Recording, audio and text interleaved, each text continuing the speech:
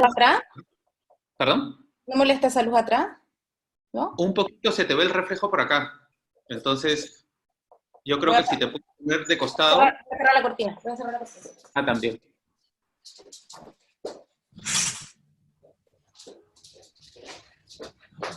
Ahora sí.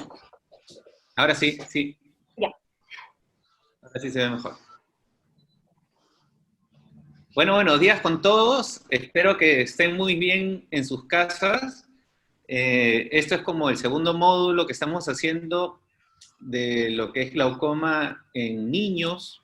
La semana pasada vimos con el doctor Mura cirugía en niños, que estuvo genial. Y esta vez vamos a ver lo que son clasificaciones y la parte genética con la doctora Marcela Paz Pérez. La doctora Marcela Paz Pérez, va a participar con nosotros esta mañana. Ella es oftalmóloga experta en oftalmología pediátrica y lentes para niños, en estrabismo en adultos y niños, cataratas en adultos y niños, en glaucoma infantil, en enfermedades genéticas oculares en adultos y niños, oftalmología general y lentes también para adultos. Ella hizo la profesión de medicina en la Universidad de Chile, la especialidad también en la misma universidad, hizo un fellowship de oftalmología pediátrica y estrabismo en el Hospital Luis Calvo Maquena, y hizo un fellowship de oftalmología pediátrica y estrabismo en el Hospital for Sick Children en la Universidad de Toronto, y también en enfermedades genéticas oculares en el Hospital for Sick Children. Ella es ahora médico staff y docente en la residencia en oftalmología pediátrica, estrabismo y genética. Doctora Marcela Pérez, muchas gracias por participar y bienvenida a estos webinars de glaucoma. Muchas gracias. Hola, muchas gracias a ustedes por la invitación. Yo les voy a hablar hoy día de glaucoma en pediatría, siguiendo la excelente presentación del doctor Mura de la semana pasada. Voy a tratar de complementar alrededor de la presentación que hizo él y además abordar algunas de las preguntas que se hicieron en el chat durante la presentación anterior y tratar de poner la visión de un oftalmopediatra y en mi caso como genetista ocular en relación a las patologías que causan glaucoma en los niños. Esta clasificación es la misma que mostró el doctor Mura el otro día y que es básicamente la presentación, la clasificación a la que nos tenemos que acostumbrar. Se publicó el año 2018 y debiéramos clasificar los pacientes de esta manera. Así, entonces, si tenemos algún paciente con dos o más características como aumento de la presión ocular, alteraciones del nervio, alteraciones corneales, modificación del largo axial o shift miópico o defectos del campo visual, ese paciente debemos clasificarlo como glaucoma, y van a ir a las distintas clasificaciones que vemos acá a la derecha en los cuadraditos verdes, dependiendo de sus características.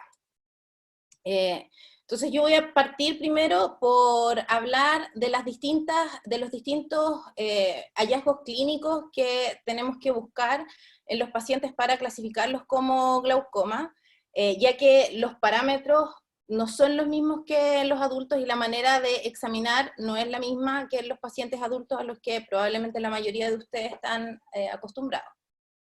En relación a la presión intraocular, sabemos que en esta clasificación cualquier niño que tenga la presión mayor de 21 milímetros de mercurio es un factor de riesgo para el desarrollo de glaucoma. La presión promedio normal es menor en los recién nacidos y en los niños que en los adultos, y el grosor corneal promedio normal es mayor en los recién nacidos que en los adultos. Y sabemos también que en glaucomas congénitos primarios y en general en todos los glaucomas en la población pediátrica, la presión intraocular siempre está alta, no existen glaucomas de tensión normal en los niños. Y oscilan, en el caso del glaucoma congénito primario, entre 30 y 40 milímetros de mercurio, incluso durante la anestesia general, que vamos a ver la influencia más adelante, habitualmente tienen presiones altas mayores de 20 milímetros de mercurio, aún con los fármacos que pueden disminuir la presión intraocular. Entonces, acá vamos a ver los distintos valores de presión intraocular en algunos trabajos que se han ido haciendo, no están en orden temporal, sino que en orden de la edad del niño, y este es un trabajo que es muy bueno, que se hizo, que es un trabajo turco, que se hizo la determinación de los valores de presión intraocular y grosor corneal, usando Tono-Pen y el paquímetro de Quantel, para evaluar cómo es la estructura del ojo en los niños recién nacidos prematuros. Por lo tanto, se tomaron niños que debía hacerse screening de retinopatía del prematuro, y se evaluó la presión intraocular con su desviación estándar, y el grosor corneal a las 32, 34, 36, 38 y 40 semanas. Y así podemos ver que en pacientes prematuros de 32 semanas, tenemos presiones intraoculares más altas que en niños de término y grosores corneales más gruesos. Con el paso del tiempo podemos ver acá en el gráfico de la derecha la disminución de la presión intraocular y la disminución del grosor corneal central, y es probable que haya una correlación entre el grosor corneal central y la medición de la presión intraocular, como sabemos que el grosor corneal, un grosor corneal mayor va a hacer que midamos presiones intraoculares más altas. Este otro trabajo, que es mucho más antiguo, evaluó la presión intraocular y el largo axial en niños más grandes. Se trataba de 141 niños sin glaucoma, en que se hacía una sedación con diazepam oral o pentobarbital intravenoso. Acordémonos que esto es 1990, este trabajo, y se clasificaron en 3 grupos: niños menores de 2 años, de 2 a 7 años y de 7 a 15 años. Estos eran niños que iban a pabellón por otra razón, no por glaucoma, por ejemplo, cirugía de estrabismo, cirugía de vía lagrimal. Y lo que se vio fue que la presión, si vemos la columna del final, la presión intraocular tiene una leve tendencia al alza, comparando el grupo de 0 a 2 años con el grupo de 7 a 15 años. Y eso también lo vemos cuando evaluamos presiones intraoculares ya de población mayor, entre los 11 y sobre los 70 años, en que existe una tendencia al alza de la medición de la presión intraocular. Esto fue, ya lo mencionó el doctor Mura el otro día, esto fue un cambio gigantesco en cuanto al manejo de los pacientes con glaucoma, primero porque permite una mucho mejor evaluación del estado del paciente, y segundo, porque existe una evidente disminución de la necesidad de examen bajo anestesia y un mucho mayor porcentaje de evaluación de la presión en la consulta. Acá vemos este trabajo que es del año 2012, en que vemos tres periodos. En el primer periodo no había ICER, el segundo es el periodo de entrenamiento, y el tercero es el periodo cuando ya los oftalmólogos estaban acostumbrados a usar este tonómetro de rebote. Y podemos ver que disminuyó de 55 a 18 la necesidad de examen bajo anestesia, y aumentó la toma de presión en consulta de 34 a 151 pacientes. Esta foto que ven acá es del ICER inicial, que es el ICER más antiguo, que funcionaba solo en posición con el paciente vertical, pero en pabellón también se puede usar poniendo al paciente de lado, girando la cabeza para poder tomar la presión. Se aprieta el botón que ven acá en la parte de atrás y en la pantalla va a aparecer la presión intraocular. Esto lo explico por si hay alguien que no cuente con ICER. Luego de bueno, apareció el ICER Pro, que tiene la gran ventaja para nosotros que podemos tomarlo con el paciente acostado, por lo tanto el niño en brazos de su madre, o la mamá amamantándolo, o el niño durmiendo, podemos hacer medición de la presión ocular. Y viene, yo no lo tengo, lo he probado, pero no lo tengo disponible aún, este ICER que es el IC200, que permite la medición en todas las posiciones, desde el horizontal hasta el vertical, porque el ICER Pro no funciona en posiciones intermedias, es decir, en posiciones diagonales. Ahora, de todos los tonómetros, siempre hemos sabido que la tonometría aplanática de Goldman es el gold standard, pero tenemos que comparar la tonometría de rebote y el tonopen, que es de contacto, pero de un contacto mucho menos prolongado, para ver si es que estas formas de medición son confiables y se correlacionan de alguna manera con nuestro gold standard. Por lo tanto, bueno, primero se hizo en este trabajo 100 ojos de 50 pacientes, entre 0 y 171 meses, o sea, hasta como los 14 años, y se vio que el tonopen, comparado con el ICER, sobreestima la presión intraocular, especialmente en pacientes con edema corneal, en que puede haber una sobreestimación hasta 8,4. Ahora, ¿cómo correlacionamos esto con nuestro gold standard, que es el tonómetro de Goldman o el tonómetro aplanático? Se hizo una comparación, que este trabajo es nuevito, es de este año, del ICER Pro y la tonometría de Perkins en pacientes anestesiados, y se vio que se correlacionan de una manera bastante cercana, y es alrededor de 2 milímetros de mercurio la diferencia de toma de presión entre el tonómetro aplanático de Perkins y el ICER Pro. Y en este trabajo, que se hizo con pacientes despiertos y que en este efectivamente se usó el tonómetro de Goldman, este trabajo es súper bueno, también es bastante nuevo. Se comparó la tonometría de rebote con la tonometría planática de Goldman, se vio que había una diferencia de 2 milímetros de mercurio.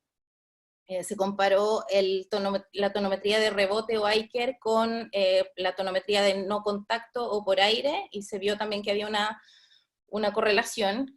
Y lo interesante acá es que además se evaluó el efecto de la anestesia tópica en la tonometría de rebote, porque se utilizó justo antes de hacer la medición con el tonómetro aplanático de Goldman, y se ve que, en fin, hay una correlación entre una sobreestimación de la presión con el tonómetro de rebote de alrededor de 1,5 a 2 milímetros de mercurio en comparación con nuestro gold estándar. Se hicieron mediciones repetidas para asegurarse que las mediciones fueran confiables. Ahora, les había dicho antes que el aumento de presión intraocular se mantiene a pesar del uso de anestesia general. Sabemos que varios medicamentos tienen influencia en los valores de la presión intraocular. Muchos medicamentos que se usan en la inducción suben la presión intraocular. Afortunadamente la ketamina, la succinilcolina y el suxametamonium, la verdad es que se usan poco. El hecho de intubar y extubar al paciente, incluso poner la máscara laringea, producen un estímulo simpático que va a aumentar la presión intraocular, y la mayoría de la anestesia inhalatoria va a disminuir la presión intraocular. Por lo tanto, nosotros tenemos que hacer la medición de la presión intraocular en pabellón durante la inducción, y no esperar que el paciente esté bien dormido, y también tratar de hacerlo antes de que se haga la intubación del paciente. El midazolam y el hidrato de cloral en general se consideran como medicamentos que no modifican la presión intraocular, pero hay algunos trabajos que sí muestran diferencias, pero en general son los medicamentos que podrían funcionar mejor en cuanto a mantener la confiabilidad de las mediciones. Antes les mencioné el grosor central en niños. El grosor central, corneal central en niños, vimos que los pacientes prematuros tienen una córnea gruesa, porque tienen una córnea más pequeña, y tienen presiones más altas, y en la medida en que se van acercando a la edad de término, se va normalizando va disminuyendo el grosor corneal. Y en este trabajo, que es un trabajo grande de un grupo de investigación de oftalmología pediátrica, se vieron las mediciones, los grosores corneales normales en pacientes blancos, hispanos y afroamericanos. Para los pacientes blancos e hispanos se ve que son comparables los grosores corneales, y vemos acá en el percentil 50 en la columna del centro, en la tabla de la izquierda, que se va produciendo un leve engrosamiento, es decir, hay una disminución del grosor corneal desde el feto hasta el paciente, al niño de término, y después se va engrosando un poco la córnea. Y en los pacientes afroamericanos hay una diferencia de alrededor de 20 micras con respecto a los pacientes blancos e hispanos, a pesar de que acá solo se pudo evaluar pacientes desde los 4 años de edad porque no tuvieron suficientes niños en las edades más tempranas.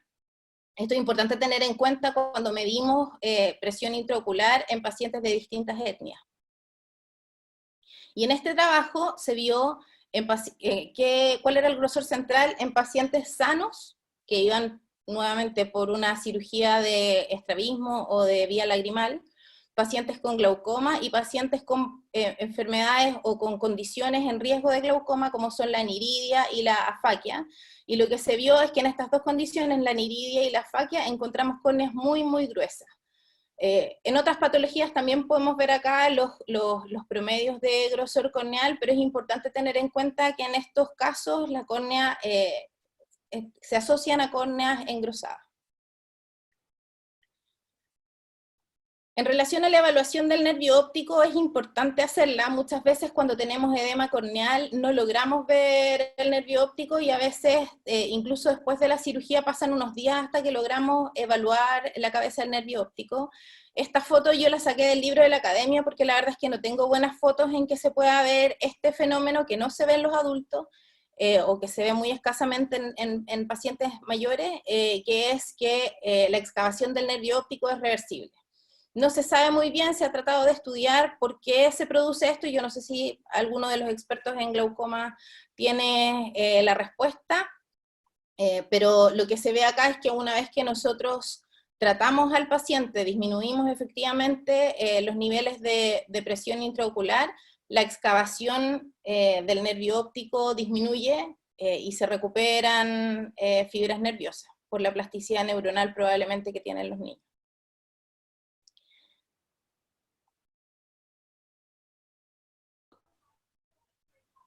¿Cómo se presentan estos pacientes? Estos pacientes se presentan con fotofobia, lagrimeo y blefaroespasmo. Esa es la tríada clásica que se nos enseña. Vemos acá una foto de una paciente que operamos hace poco tiempo con el doctor Mura, que es una paciente que en la primera foto ustedes pueden ver que la luz está apagada, una paciente muy fotofóbica, con los ojos, ella cerraba los ojos de inmediato al encender la luz.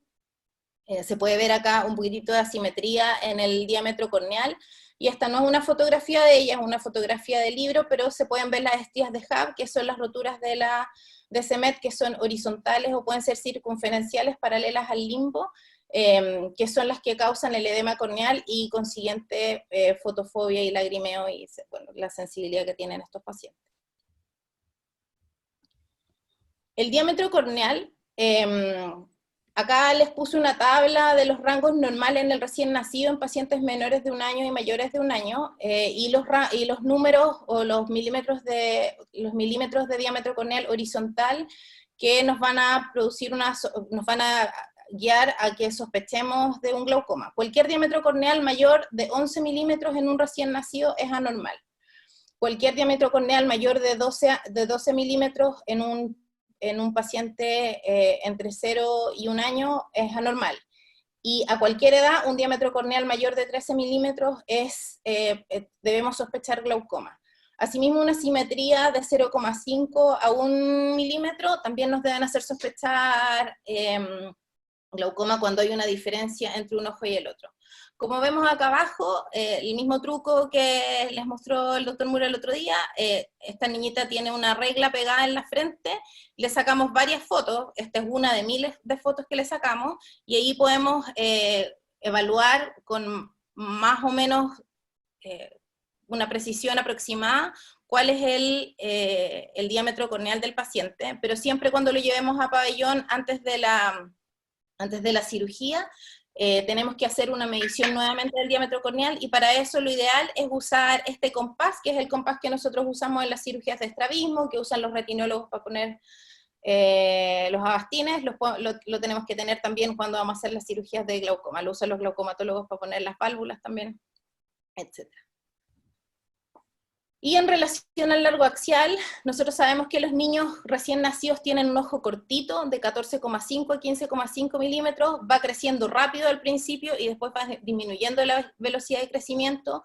Así en los 6 primeros meses el ojo va a crecer alrededor de 4 milímetros y después va a ir disminuyendo su velocidad, pero podemos ver acá que hay una tendencia al crecimiento del largo axial. Los niños parten con un ojo corto, con queratometrías muy altas, que van a hacer que el paciente sea hipermétrope, pero no tan hipermétrope como uno podría esperar por los largos axiales asociados. Así también vemos que la profundidad de la cámara anterior va aumentando y alcanza un tamaño, una profundidad más o menos del adulto alrededor de los 2 años de vida. Y el largo axial también cambia cuando efectivamente logramos disminuir la presión intraocular. Luego de la cirugía, estas son series de casos, lo que vemos es que los pacientes que controlaron efectivamente la presión, el crecimiento axial se hizo paralelo a la curva normal, o incluso en algunos casos hubo disminución del largo axial, y eso nosotros lo hemos visto, también hay una disminución de la miopía que se produce en estos pacientes, por lo tanto, si no tenemos la posibilidad de evaluar el largo axial, sí podemos evaluarlo refractando al paciente.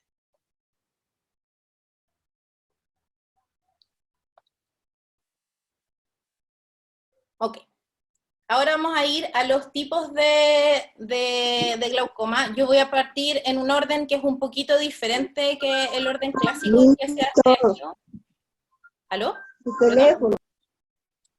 No, es una interferencia, ya la corté.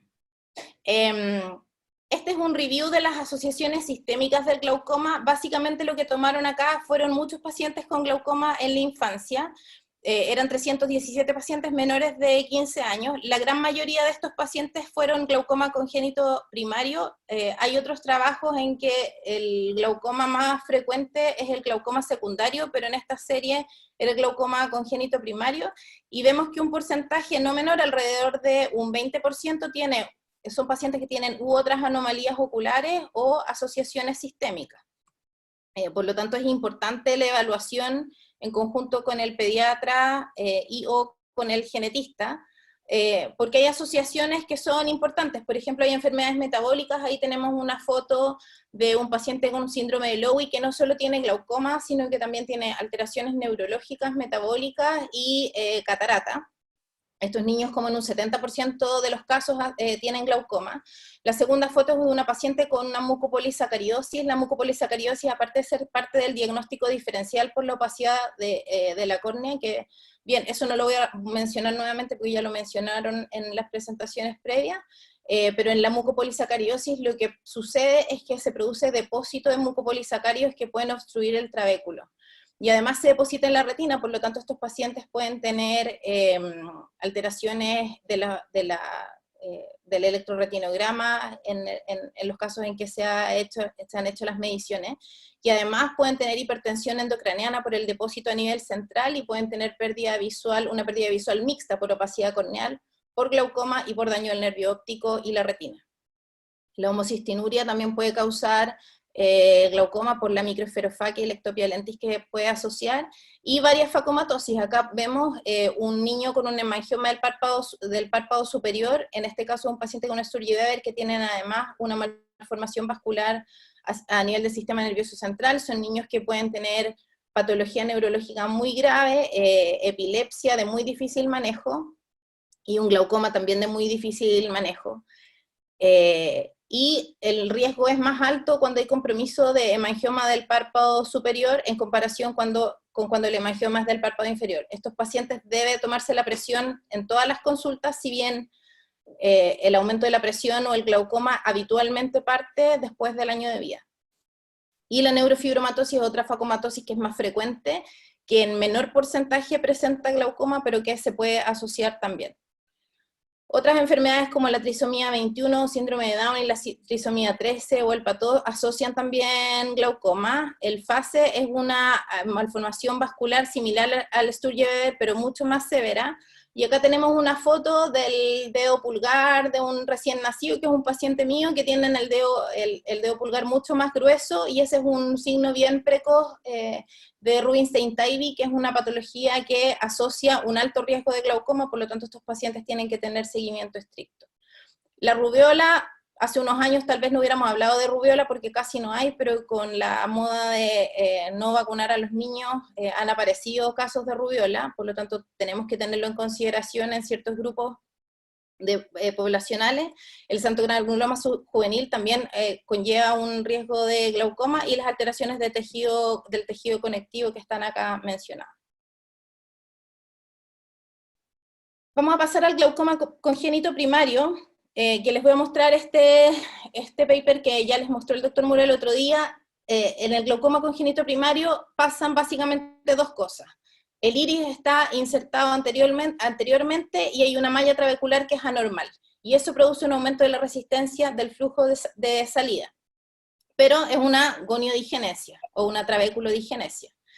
Es una enfermedad que es mucho más frecuente en los gitanos, en los romanis de Eslovaquia, y en el Medio Oriente, en Arabia Saudita, y es menos frecuente en Inglaterra, España y Australia. No hay muchas cifras de Latinoamérica, pero probablemente nos comportamos similares a 1 en 30.000, ya que se asocia en una alta proporción con la consanguineidad, que sí vemos en los gitanos y en el Medio Oriente.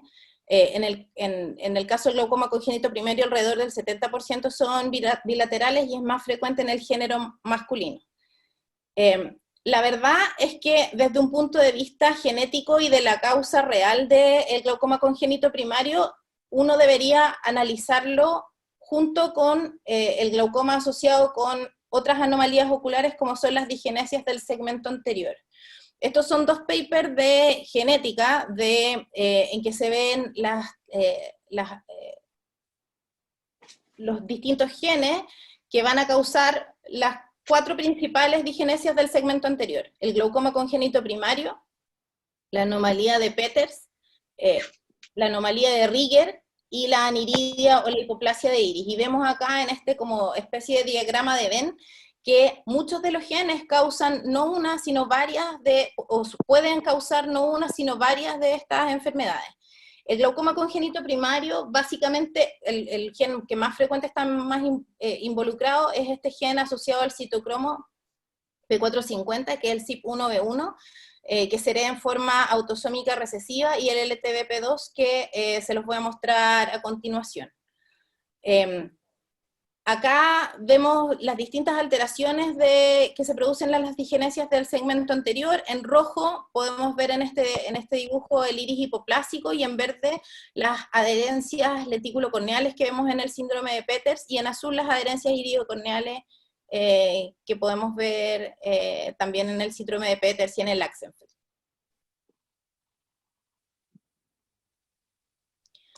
Este gen, el LTBP2, es un gen que no se conocía hace mucho tiempo. Este es probablemente uno de los primeros papers que hay del año 2011, y que se conoce como un gen que produce un glaucoma tipo bloqueo pupilar por una microesferofaquia megalocórnea. Básicamente hay una debilidad de la zónula y el cristalino se luxa, pero la verdad es que se ve en pacientes que se presentan como glaucoma congénito primario, y de los pacientes que tienen estudio genético negativo para el gen más frecuentemente involucrado, el CYP1B1, en alrededor de la mitad de los pacientes que son negativos para mutaciones en ese gen, hay alteraciones en este segundo gen en los estudios que se han hecho en el Medio Oriente y nuevamente en los romanés.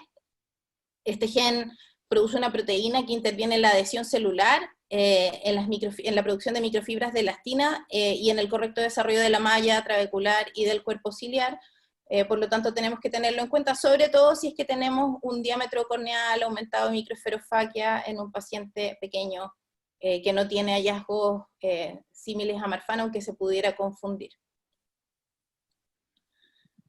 Y bueno, probablemente ustedes han visto de esto porque es más frecuente. Vemos acá en la foto de arriba una pseudopolicoria, atrofia del iris y un embriotoxón posterior. Antes había una nomenclatura bien compleja de anomalía de Rieger, síndrome de Axenfeld, etc. La verdad es que ahora es toda una misma entidad que puede asociar, aparte de las anomalías oculares, alteraciones de los dientes y un ombligo redundante, como vemos en la fotografía abajo. Cuando tenemos pacientes que tienen estas anomalías, tenemos que ser estrictos en el seguimiento para buscar glaucoma, ya que alrededor del 50% de los pacientes van a desarrollar glaucoma en algún momento. Lo mismo acá en el síndrome de Peters, vemos acá una opacidad corneal central, en que en este VM que se ve acá en la letra B, vemos que hay un defecto en la capa posterior de la córnea, se produce una pérdida de ese MET, lo que produce la opacificación corneal central, y el Peters puede tener adherencias del cristalino con la córnea, o no tenerlas, como en este caso, o incluso puede tener una luxación completa del cristalino hacia anterior, y eso es lo que hace la clasificación del Peters tipo 1 y tipo 2, que son los Peters que tienen compromiso solamente ocular, y además existe el síndrome de Peters Plus, que tienen alteraciones sistémicas, además, pero no se correlaciona estrictamente con las alteraciones a nivel ocular, y nuevamente reiterar la importancia de la evaluación del pediatra y del genetista. Y acá vemos las distintas manifestaciones de la aniridia. En la primera fotografía de arriba vemos un iris prácticamente ausente, pero lo más frecuente es que hayan remanentes del iris o que hayan aniridias incompletas, que incluso se pueden confundir con un coloboma dependiendo de la posición del iris residual. Puede asociar además catarata, y que son clásicamente polares anteriores, y lo importante es que en las aniridias, cuando no son familiares, tenemos que sospechar, ir a buscar tumor de Wilms. Estos son pacientes que tienen una alteración, de lesión de genes contiguos, en que no existe el gen PAX6, que es el clásicamente asociado con aniridia, y además no existe el gen WT1, que va a causar retraso mental, anomalías genitourinarias y este tumor renal gigante que se produce temprano en la vida. En estos pacientes es muy, muy, muy importante, en los casos esporádicos, hacer el estudio genético pronto, y si no lo tenemos disponible, hacer ecografía cada 3 meses, buscando tumores renales. Y otras anomalías oculares no adquiridas, que no son digenesias del segmento anterior, son por ejemplo la melanosis ocular oculodérmica. Esta es una foto de una actriz que es bien famosa, que tiene un neo de OTA, que tienen un riesgo de desarrollar glaucoma en alrededor del 10% de los casos, harto más alto que el riesgo de melanoma ocular, que es lo que habitualmente estamos nosotros más pendientes. La persistencia de la vasculatura fetal, que se puede asociar a catarata, son pacientes que tienen microftalmia y que tienen un riesgo más alto de glaucoma. La ectopia lentis aislada, similar a lo que mencionaba antes en el síndrome de Marfano, en las alteraciones del colágeno, y los pacientes microftálmicos o nanoftálmicos también tienen un riesgo elevado de glaucoma, por lo tanto tienen que tener seguimiento estricto. Un par de palabras acerca del glaucoma juvenil. El glaucoma juvenil lo diagnosticamos en pacientes en que no tenían ninguna otra alteración asociada y que tampoco tienen buftalmo, porque no tienen aumento del diámetro corneal. Sin embargo, sí tienen aumento del diámetro anteroposterior, se producen pacientes mayores de 3, y dependiendo de donde uno lo encuentre, la verdad es que a mí no me compete después de los 15 años, pero hasta los 35 o 40 años de edad, incluso se podrían considerar glaucoma juveniles. Se produce un crecimiento del largo axial a costa del segmento posterior, por lo tanto se produce miopización sin aumento del diámetro corneal, y este es un glaucoma que, a diferencia del glaucoma congénito primario, tiene un modo de herencia autosómico dominante, pero hay casos de mutaciones en el mismo gen que producía el glaucoma congénito primario. Entonces, como ven, aquí está bastante imbricado, hay genes que son autosómico dominantes, autosómico recesivos, hay casos familiares, hay algunos casos que son esporádico, y hay mucha superposición entre un fenotipo y el otro, y finalmente son pacientes que tenemos que ver desde el punto de un punto de vista más general, y considerar que son pacientes que si bien se presentan como tienen un fenotipo, por ejemplo, de glaucoma congénito primario, uno de los hermanos o alguno de los padres podría tener una manifestación clínica, por ejemplo, como un Axenfeld. Los glaucomas juveniles se presentan con presiones intraoculares muy altas, con gran compromiso del campo visual, y son pacientes que tienen habitualmente un manejo quirúrgico.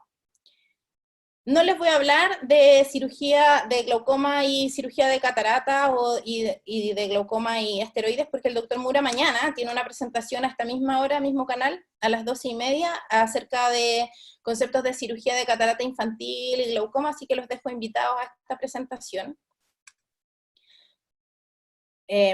Y les voy a hablar muy poquito de la terapia farmacológica. La terapia quirúrgica o todo el manejo quirúrgico lo vimos la semana pasada, pero es básicamente para mostrarles que en los niños se pueden utilizar las cuatro primeras familias de medicamentos con aceptable seguridad.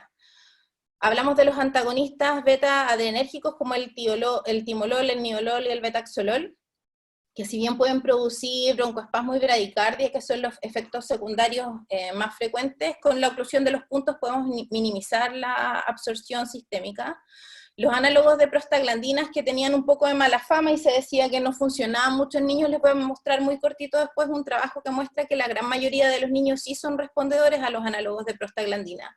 Acordarse que en los pacientes con uveitis o en el postoperatorio inmediato pueden producir una inflamación ocular, y además hay algunas alteraciones locales que son conocidas por todos, que son las mismas que los adultos: la hipertricosis, la pigmentación, la atrofia grasa, crecen las pestañas, y en los niños esto es importante porque les chocan con los lentes, son niños que además son miopes y que van a usar un lente grueso, y que tenemos que hacerle el manejo de la ambliopía. Por lo tanto este es un efecto secundario y que a mí como oftalmopediatra me molesta un poco, pero es un buen medicamento. Y los inhibidores de la anhidrasa carbónica orales y tópicos, acordarse de la alergia a la sulfa y de las alteraciones metabólicas, y evitar en pacientes con insuficiencia renal.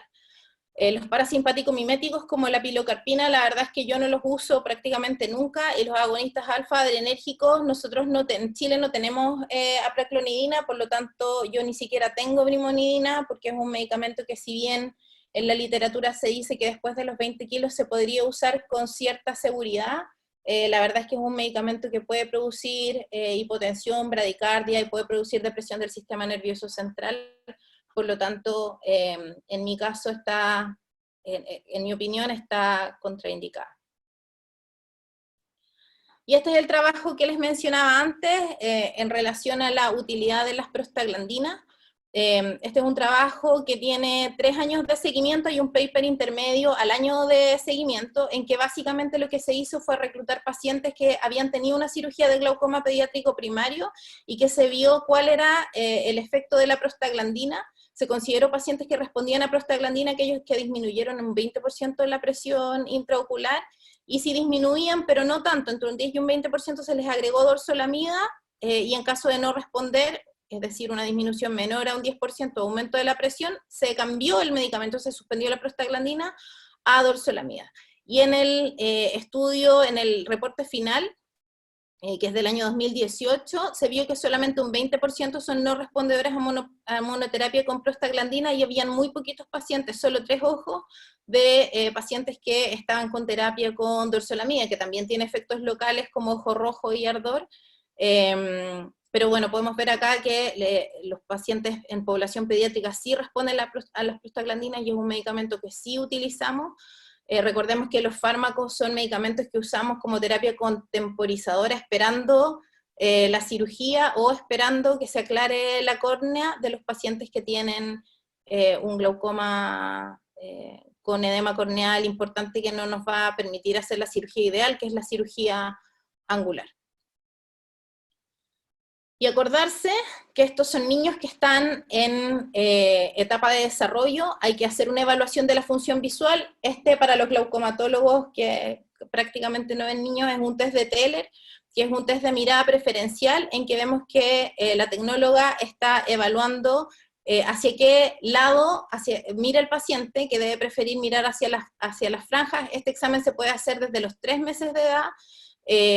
Hay normas, hay una base normativa hasta los 3 años de edad, y existen otros exámenes de agudeza visual también, como son los test de matching, las figuras, el examen el Tumble E, que el paciente solamente tiene que apuntar con las manos, y acordarse también que hay que hacer tratamiento de los errores de refracción. Estos niños habitualmente son miopes, si es que no llegaron muy temprano a evaluación y tratamiento con un oftalmólogo, y acordarse que además se pasaron un periodo fundamental de la vida con opacidad corneal en algunos casos. Por lo tanto es muy importante corregir los errores de refracción con refracción cicloplégica e iniciar precozmente la oclusión en el caso de los glaucomas asimétricos o unilaterales. Los niños que tienen lentes muchas veces los quiebran. Idealmente los lentes debieran ser de policarbonato en todos los pacientes con pérdida de visión monocular, y en realidad en todos los niños. Son lentes que son de alta resistencia, que tienen filtro, que se rayan mucho. El problema es que tienen un índice de refracción que no es muy alto, por lo tanto cuando son niños que tienen ametropías muy altas tenemos que usar otro material, pero que tiene que ser de alta resistencia también, como el Cosmolit. Y finalmente, más allá de la evaluación del ojo, acordémonos que este es un niño que va al colegio, que juega, y hay un estudio que es bastante nuevo en que se ve que la calidad de vida de los pacientes que tuvieron tratamiento es mucho mejor, a pesar de que tengan agudezas visuales y presiones intraoculares comparables. Los niños que tuvieron tratamiento más precoz tienen mejores campos visuales, y en las encuestas de calidad de vida también tienen un desempeño mucho mejor. Entonces, como mensaje final, en la consulta, acordarse de tomar la presión. Yo tengo la suerte de tener Aiker, espero que todos ustedes tengan un tonómetro de rebote, si no, de verdad que hace la diferencia para todos los que vemos niños, incluso para los adultos, que les da susto, cierran el ojo con la tonometría neumática. Acordarse de hacer medición del diámetro corneal con el truco que les mostramos, de pegar la regla en la frente y sacar fotos. Evaluar la transparencia corneal, tratar de refractar y hacer el fondo de ojo. La verdad es que muchas veces la refracción y el fondo de ojo, si hay edema corneal, no se logra hacer, pero siempre hay que intentarlo. Evaluar si es que hay otras anomalías oculares o sistémicas, y mandar al paciente al pediatra, sobre todo en caso que hayan hallazgos positivos. Y acuérdense de examinar a los padres, porque hay varias de estas anomalías del segmento anterior que son hereditarias, y que el papá puede tener, por ejemplo, solamente un embriotoxon posterior, y el paciente tener el cuadro, nuestro paciente pediátrico tener el cuadro completo. Hay que partir en tratamiento hipotensor si es que estamos convencidos de que este es un glaucoma, y si tenemos la duda también yo les aconsejo iniciar tratamiento hipotensor, esperando que llevar al paciente a pabellón. En pabellón hay que hacer un examen bajo anestesia completo, presión durante la inducción, diámetro corneal, largo axial, refracción, fondo de ojo, grosor corneal central, y ver la presentación del doctor Mura de la semana pasada, en que les muestra todas las técnicas quirúrgicas actualizadas con videos muy buenos. Está en YouTube, van a poder encontrar el link acá. Y en los pacientes que ya se operaron, en el postoperatorio, acordarse que los niños se inflaman muchísimo, que deben utilizarse corticoides en un periodo extendido, por lo menos 1 mes a 6 semanas. Se debe tomar la presión en todos los controles, acordarse siempre de refractar a los pacientes, porque es un buen indicio de cambio de la presión ocular. Si el paciente se miopiza, puede ser porque la presión se haya descontrolado nuevamente.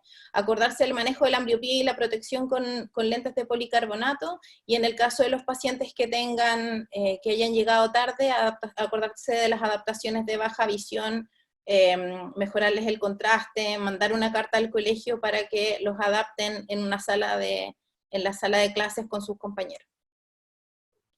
Eso, muchas gracias, y bueno, los dejo invitados nuevamente a la presentación de mañana. Muchas gracias, Marcela, por la presentación muy, muy buena. Espero que todos la hayan disfrutado. Pero qué importante es el manejo de estos niños con glaucoma justo junto con los oftalmólogos pediatras, ¿no? Porque fuera también de controlar la presión y que el niño no pierda la visión, también es evitar la ambliopía, ¿no? O sea, por más que tú le controles la presión, por ambliopía también no desarrollan esta función visual y prácticamente es un ojo que no les va a servir mucho, ¿no? En catarata congénita, que ya lo va a ver el doctor Mura mañana, la verdad es que ahí hay un delicado equilibrio entre el riesgo de ambliopía y el riesgo de glaucoma, y hay oftalmopediatras que dicen que prefieren tener un niño con glaucoma que un niño ambliope. Oh. Pero ahí difiere un poco, ¿eh? Porque si pierde pues el nervio óptico ya no hay nada que hacer, pues, ¿no? Marcela, justo te quería hacer una pregunta con respecto a la longitud axial, ¿no? Porque muchos que no tenemos mucha experiencia en niños y sobre todo el manejo de un niño con glaucoma es tan difícil.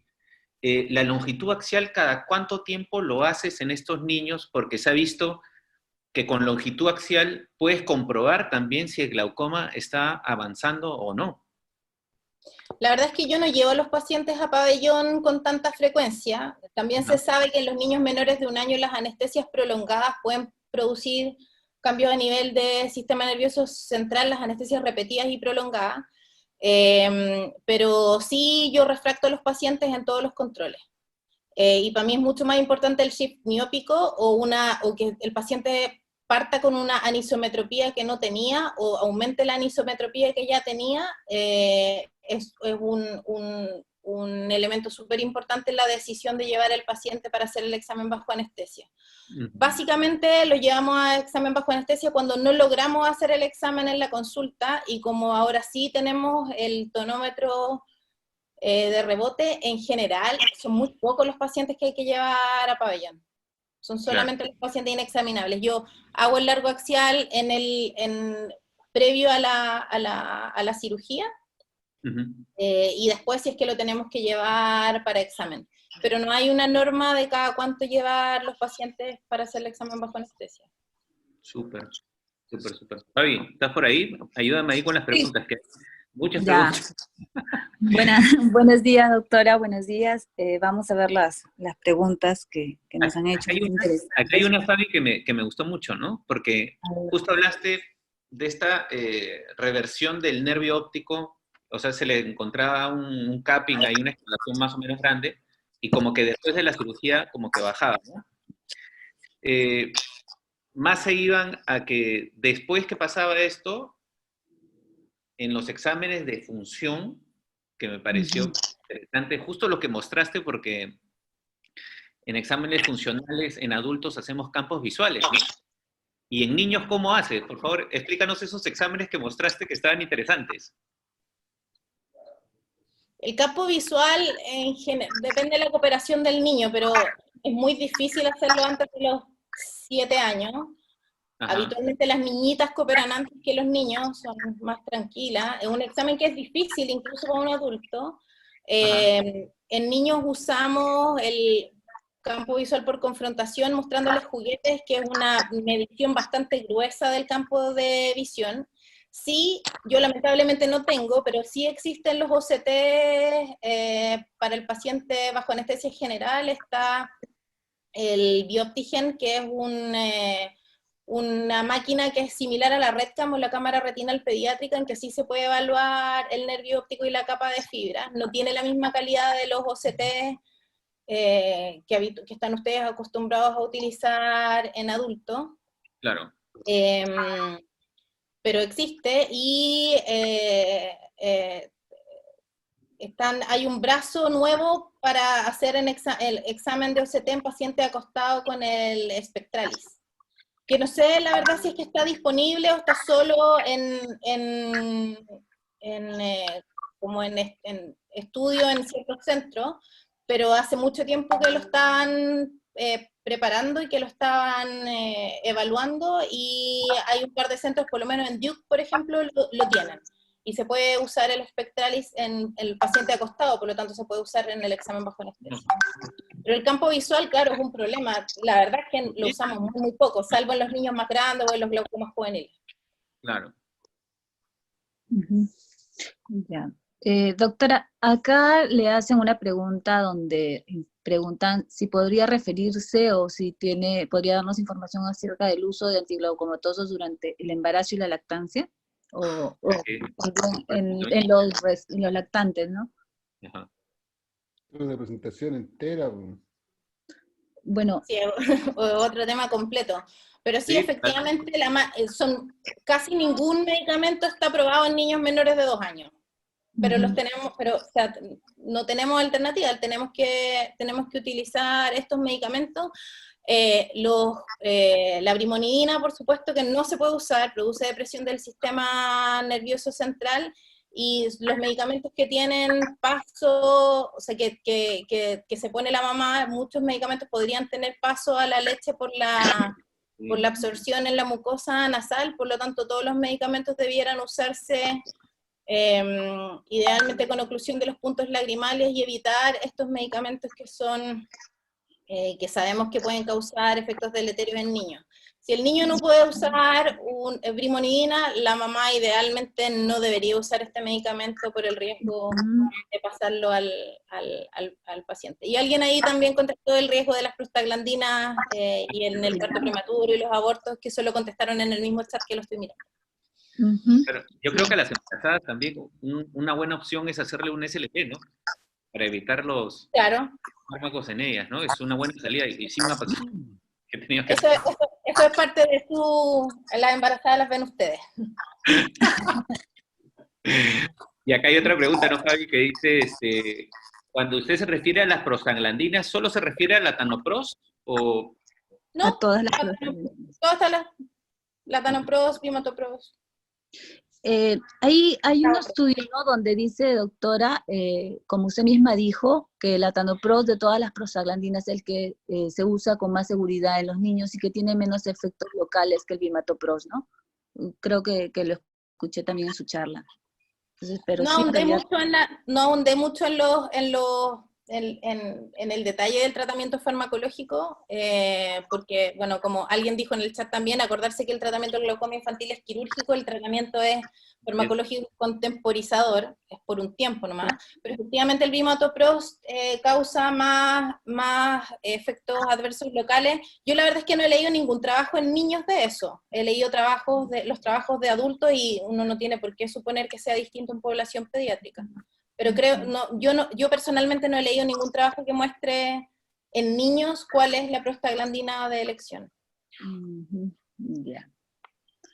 Ya, y ¿cada cuánto también, doctora, nos preguntan, cada cuánto más o menos usted realiza el examen bajo anestesia? ¿El criterio que nos comentó o tiene es lo que les dije, la verdad es que se hace cada vez menos porque podemos examinar a los niños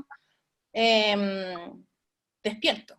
Cuando los niños son más o menos cooperadores, que es la gran mayoría de los niños, que les podemos tomar la presión, que los podemos refractar, la verdad es que no es necesario llevarlos a pabellón. Un factor también para haber evitado el segundo examen bajo anestesia es que después de la cirugía, la sutura, estamos usando sutura reabsorbible con Vicryl 10-0. Si tenemos un paciente en que no teníamos esta sutura y tenemos que usar sutura no reabsorbible y lo vamos a llevar a pabellón a sacar la sutura, por supuesto que se aprovecha la instancia para hacer la evaluación, el examen bajo anestesia completa. ¿Y utilizan en caso de niños el IOL Master también para no entrar a sala y ver la longitud axial? En niños más grandes sí, se podría hacer en niños cooperadores, pero en niños, de nuevo, depende harto en niños hay que saber improvisar. Claro. Creo que ahí más el parámetro que usamos los pediatras es el cambio de los valores de medida, ¿no? Del shift miópico, ¿no? Si eso, sí, de refracción. Es más útil. Claro, es más que todo clínico porque de todas maneras tienes que evaluar siempre la simetría, si hay un cambio en esto, si todos deberían ser evaluados bajo cicloplegia para evitar estos errores, ¿no? Cuando ya hay eso y tienes otro signo de severidad, entonces son criterios para arriesgarte a anestesiarlo, ¿no? Es Como básicamente presión, refracción y papila, y papila, claro. Ujú, es más. y el diámetro corneal. Ujú. Ahora, la doctora Consuelo Gajardo de Chile nos dice que la felicita, que es una excelente presentación, y hace una pregunta. Nos pregunta cómo haría usted la diferenciación de severidad en glaucoma congénito, si tiene algún parámetro, por ejemplo, diámetro corneal o alguno más.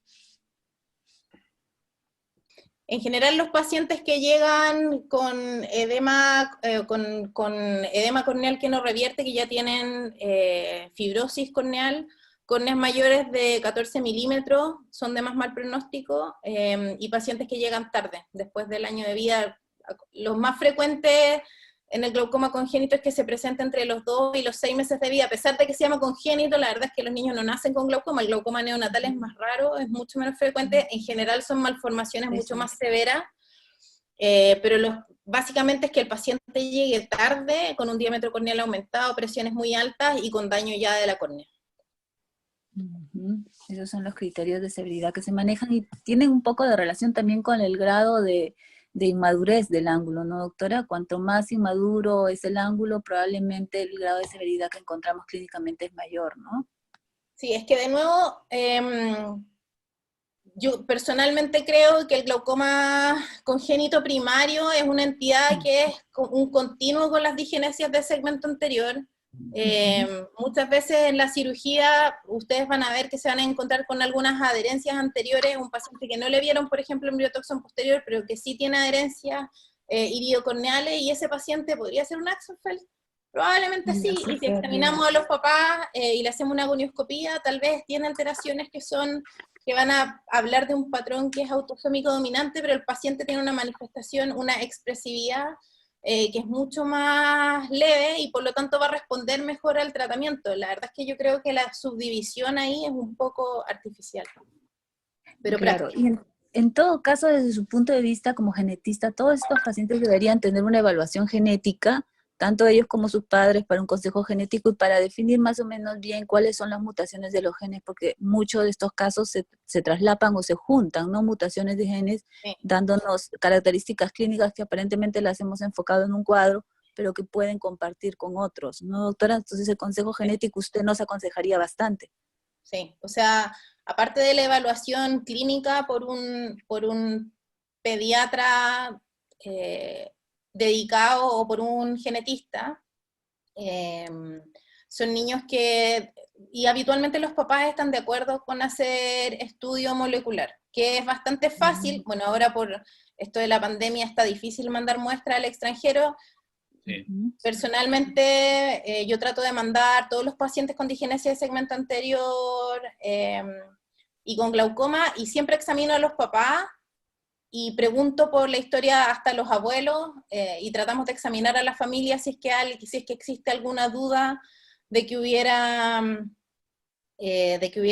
alguien más afectado en la familia, porque el doctor Mura está levantando la mano. A ver. Porque tiene harto que ver con el consejo genético si es que los papás son una pareja joven que quiere tener más hijos. Claro. Muy bien, vamos a abrirle el Por micrófono. favor, a ver. Hay que abrirle el micrófono. Está abierto el micrófono Sí, del está doctor bien, Mura. está bien. Está bien. Claro. Una cosa que no hay que olvidarse también es el manejo interdisciplinario que mencionó Marcela súper bien y que la idea de reforzarlo siempre, es que la mayoría de los pacientes, o sea, no la mayoría, todos los pacientes con glaucoma congénito van a tener que ir a pabellón, van a tener que operarse.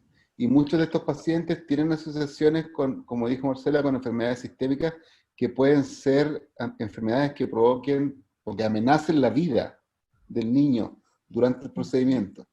Tienen alteraciones cardíacas, hay síndromes que se asocian con hipertermia maligna. Entonces todas esas cosas tienen que estar encima del escritorio, y tiene que haber una evaluación también por parte del anestesista para analizar esas posibilidades, digamos. O sea, es nuestra primera obligación descartar que las cosas que vayamos a hacer van a causar daño.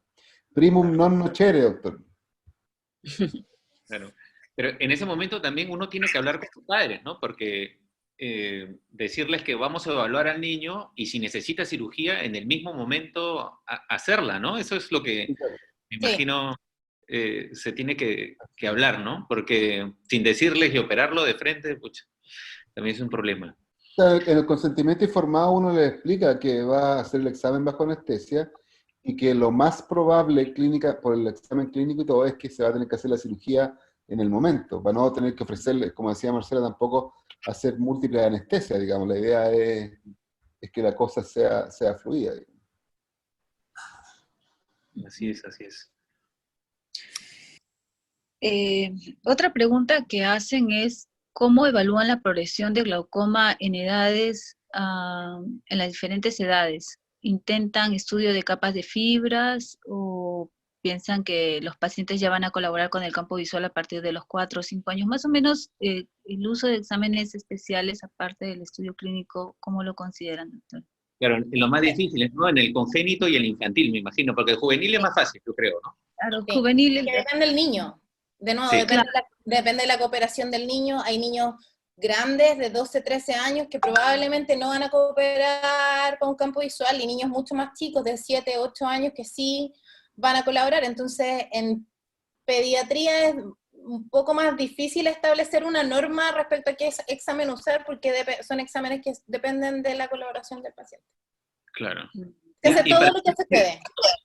Y para hacer tu seguimiento, por ejemplo, en congénito y en infantil, ¿cómo lo hacen ustedes? O sea, para hacer ese seguimiento y ver que no está progresando realmente y está surtiendo efecto el tratamiento quirúrgico. Se hace toma de presión, nosotros tenemos iCare Pro en las consultas, toma de presión en todas las consultas, medición de diámetro corneal, refracción y examen del nervio óptico.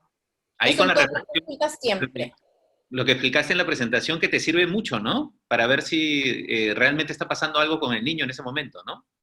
Sí, eso siempre. Y si es que se puede, por supuesto que se intenta campo visual y OCT, pero en general en niños chiquititos, Sí. el OCT Es muy difícil, ¿no? a los 3 años y medio, el niño súper cooperador, tú puedes hacer OCT. 3 La años y medio, refracción- 4, pero niños demasiado cooperadores, no es lo habitual. Claro. La refracción en estos chicos es lo fundamental. Es lo más importante. La refracción por un experto como la doctora, porque si lo hacemos con la refracción mía probablemente no sirve para nada. Pero sí, te va dando una medida exacta de cómo va evolucionando. Si el paciente No, claro. mantiene la refracción y mantiene la presión, te quedas súper tranquilo. Pero si hay, como dice Marcela, ahí estamos, es como uno rápidamente se da cuenta. Cuando está acostumbrado a hacer los seguimientos, digamos, cuando ocurre el shift o hay cambio de presión, uno va viendo. Igual en los CT es difícil, pero como dice Marcela, se puede hacer en algunos niños, y de ahí para poder seguirlo y poder aplicar todas las otras cuestiones, en el fondo lo que hay que hacer a conciencia es trampearle la edad Sí, a la máquina, a 18. ponerle 18. Claro. Que no Claro. pueda tomar nada, pero que se pueda hacer los CT y ver la base de datos, digamos. O sea, y ahí el OCT es otro tema, ¿no? Porque... No, pero ahí no analizas el evento, sino que analizas el cambio en el tiempo, ¿te fijas? Ajá. Eso Sí. es lo que va analizando, el cambio en el tiempo. Con los OCT nuevos, el que rote un poco y todo eso, lo controla súper bien la máquina, lo arregla y lo endereza y todo, entonces no es tanto problema. Y lo que uno Sí, evalúa ahí es el tiempo, no lo evalúa en la base de datos, ¿te fijas? Sino que evalúas el OCT en el tiempo, en la variación que tiene el paciente sobre sí mismo, no sobre sí. la base de datos. Sí, porque base de datos en realidad no existe, ¿no? No, Para claro, eso no está- pero lo evalúas contra sí mismo, que igual es una buena estrategia. Este trabajo que salió publicado ahora en marzo, abril, en el Ophthalmology de glaucoma, es súper bueno. La otra vez me puse a leer porque me preguntó un amigo obstetra sobre glaucoma y embarazo, y tenía que hacer una presentación seria porque es como el presidente de la sociedad de obstetricia, no sé qué, internacional, del mundo. Y lo empecé a revisar, lo revisé súper bien, y este trabajo es espectacular, es súper bueno. La guía práctica para las pacientes embarazadas y dando pecho con glaucoma. Hablan de todos los temas, tiene múltiples referencias y está muy bien hecho. Súper, qué bueno que lo compartas. Lo pueden leer para las personas que están interesadas. Ese es el trabajo que hay que leer. Súper, creo que hemos... Aquí hay algunas preguntas que nos hacen, no sé, nos pregunta Juan Carlos, el doctor Abel Flores, bueno, si no utiliza biometría para seguimiento en menores de 3 años, y hay otra última pregunta que con eso acabaríamos, creo. Sí. Bueno, de las fotografías que sí lo enseñó, ¿no? Sí, O sea, por supuesto. fotografía del NERC, Claro. pues, de todas maneras, yo creo que es, que tenemos. como dice el doctor Sí. Mura, una base de datos también, ¿no? Porque tomamos una foto y vamos siguiendo al paciente también con estas fotos, ¿no? Y vamos viendo cómo nos está yendo. Hay Claro, una, hay una pregunta en el chat que es del uso de estos hipotensores nuevos que nosotros no tenemos. Yo no sé si ustedes ya tienen disponible. Yo tengo cero experiencia, la verdad, porque acá no hay. Y son medicamentos nuevos y se demoran en llegar a los niños. No sé si ustedes saben. Brinza, todavía no llega tampoco acá, ¿no? O sea, no de los nuevos, los Rockinasa o los rock and roll todavía no llegan. No, de repente Lucas tiene alguna información, pero no, acá no hay, ¿no? El uso de Rockinasa. No está. Bueno, ahí creo que es todo, ¿no? Sí, nos dicen felicidades, excelente ponencia, ya vienen puras felicitaciones nomás, doctora, que ha sido una charla súper buena y súper entretenida también, porque es un tema súper engorroso, pero lo has puesto súper fácil para todos, súper digerible. Gracias por la invitación y nos vemos mañana. Sí, muchas gracias. Por favor, abran los micrófonos. Gracias, doctora. Un fuerte aplauso a la doctora Marcela. Muchas felicidades, muchas gracias, excelente ponencia. Muy bien. Gracias, doctora. Gracias.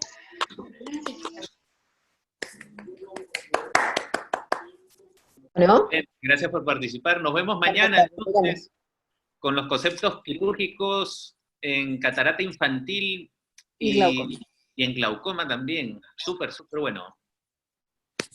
Gracias, doctor Mura, gracias, doctor. Gracias, doctora, gracias, Juan Carlos. No, gracias a ustedes, que estén muy bien. Un abrazo, que esté muy bien. Un abrazo. Nos vemos mañana. Hasta Nos luego. vemos mañana. Cuídense. Cuídense todos. Nos vemos. Chao. Gracias.